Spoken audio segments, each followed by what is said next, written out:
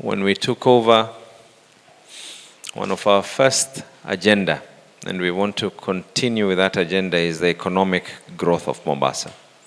Mombasa will not be able to grow if the construction industry, the building industry is going to be stagnant.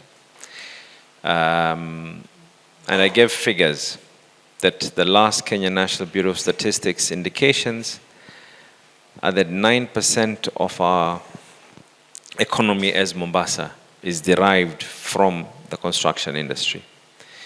So you're a key stakeholder, you're a key player. Mombasa very soon is going to have a boom, very, very soon.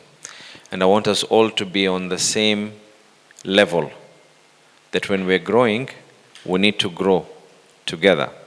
And in which manner we all need to grow.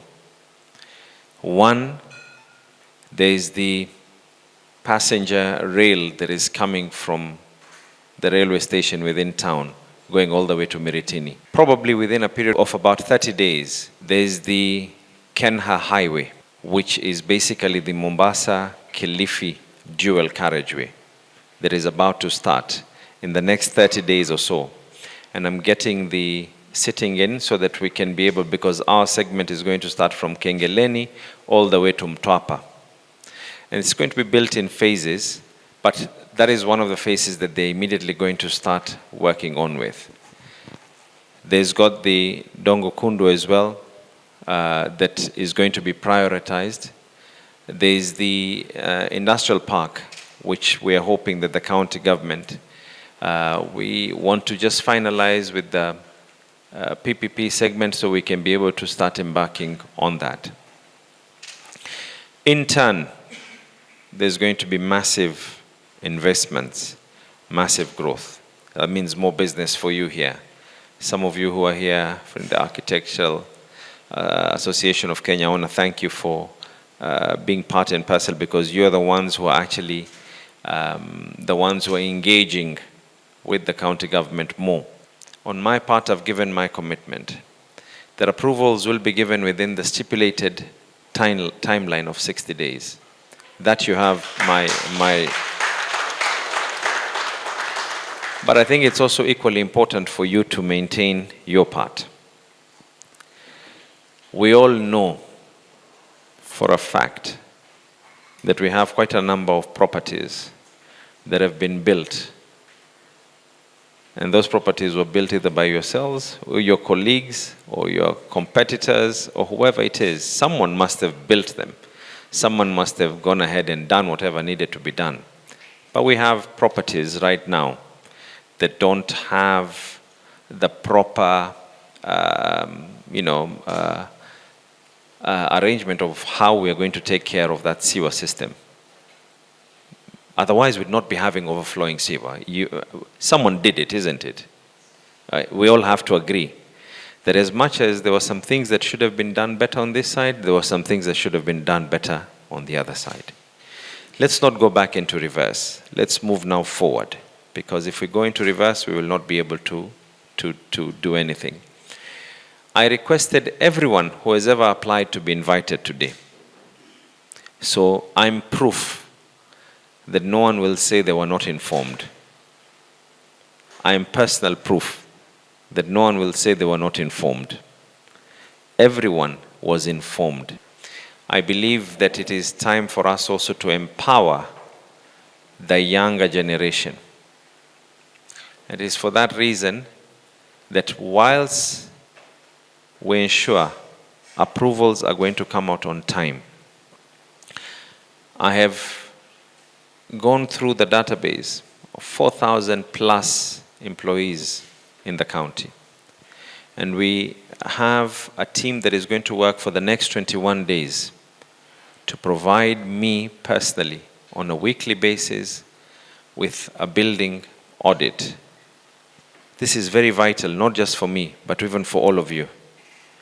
And their role is not to go somewhere and stop anyone from building. We don't want that. But their role is just to go and confirm that your sewer system is going in the right place where it is meant to go. That the drainage is going into the right place. That the permits that you applied for is what you're building. We don't want situations where someone has gone and applied for a 6-story and then you're going and building for us 13-story buildings. Whatever you did in the past is in the past. I'm thinking of the future. Equally, every single thing needs to have resources. And part of the resources that have a constitutional right on the county government is issues to do with the licensing and the payments for these. We're not even talking about doing anything else. But first thing that we will do is the buildings that are currently ongoing. And we will thus use those first of all to set an example.